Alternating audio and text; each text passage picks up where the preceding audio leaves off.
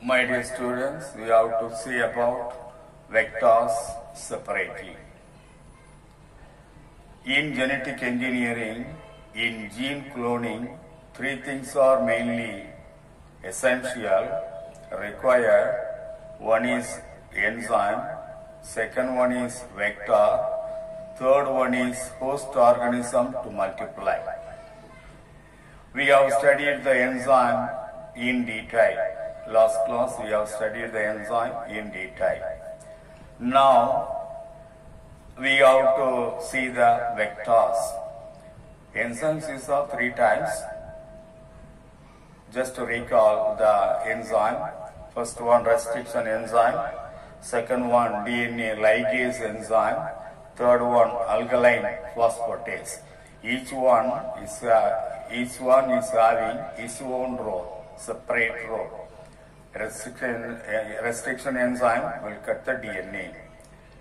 DNA ligase enzyme will paste the DNA fragments into long chain of DNA molecule.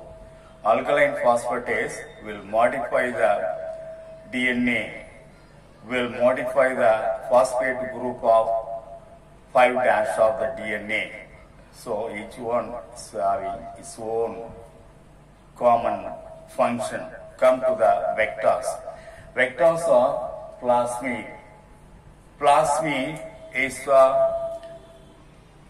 DNA, circular DNA, double-stranded DNA, extragenomic DNA present in the cytoplasm of the bacterial cell.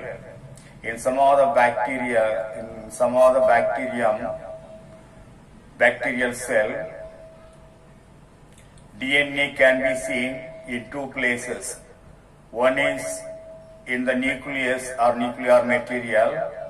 Another one is in the cytoplasm. This is a unique characteristic feature of bacteria. The DNA which is present in the cytoplasm is called plasmid.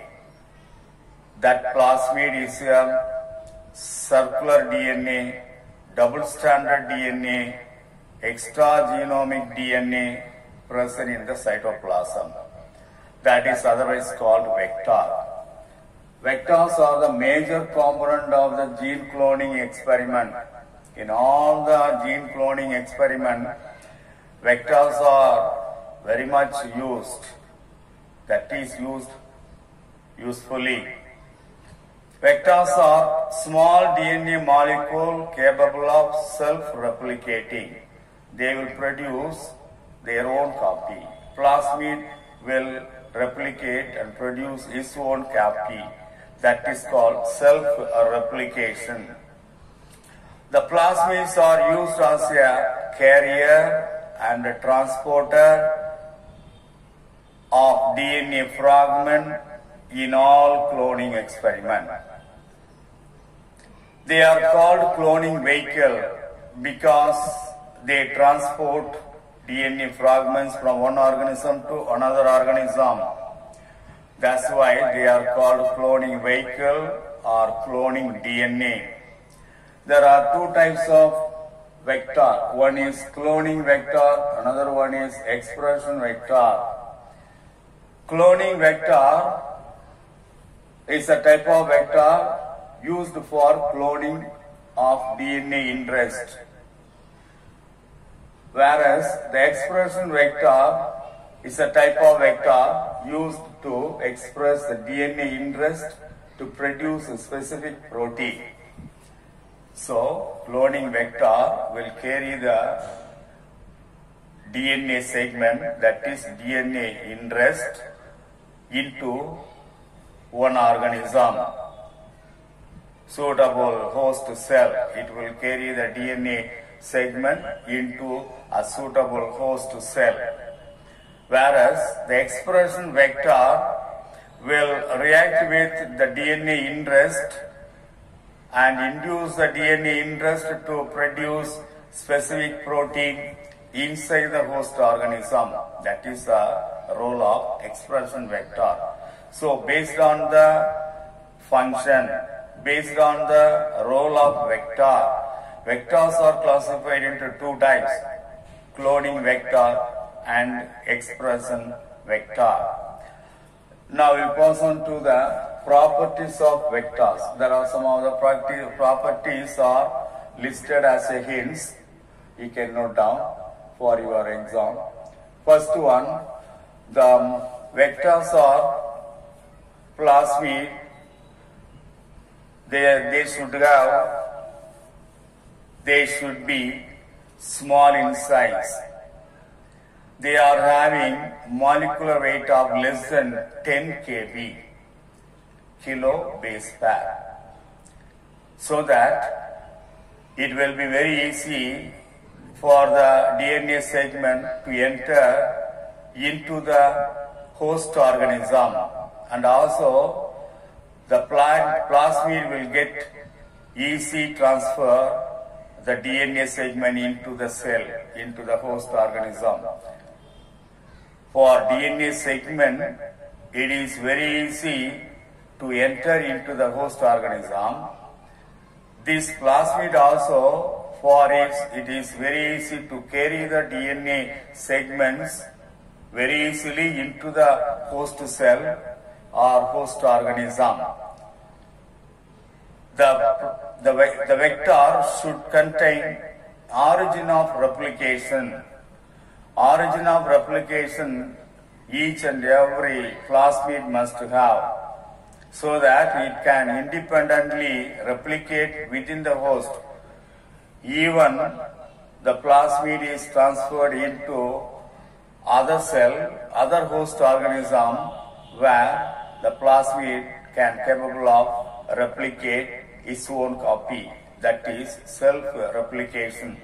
The self-replication is possible only if the origin of replication is present in the plasmid.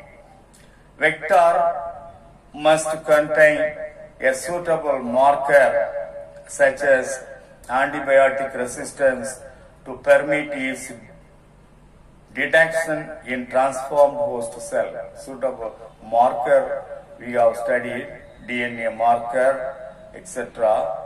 That is the same thing here also. This will be very useful for detecting antibiotic resistance. Must have antibiotic resistance to permit its detection in transformed host cell also. Each vector should have unique target site for integration with DNA insert. The target site is very important in order to paste the DNA insert or DNA segment. DNA segment will be united with the plasmid, then only the plasmid can carry the DNA segments into the host organism. For that, a target site is necessary. In the target site only, the DNA segment will unite, pasted, and so that the carrier of DNA segment is very easy. The vector must have the ability to integrate with the DNA insert it carries into the genome of the host cell. The plasmid also must have ability to integrate with the DNA strand, DNA segment, so that it can carry into the genome of the host cell. Most of the cloning vectors have more than one restriction site. These are called multiple cloning site. When a vector contains multiple cloning site or multiple restriction site, that is more than one restriction site, that site is called polylinker. Polylinker means multiple cloning site. It's other name for multiple cloning site. It can be seen in most of the vectors.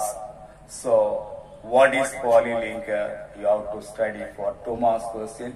Very important one, polylinker.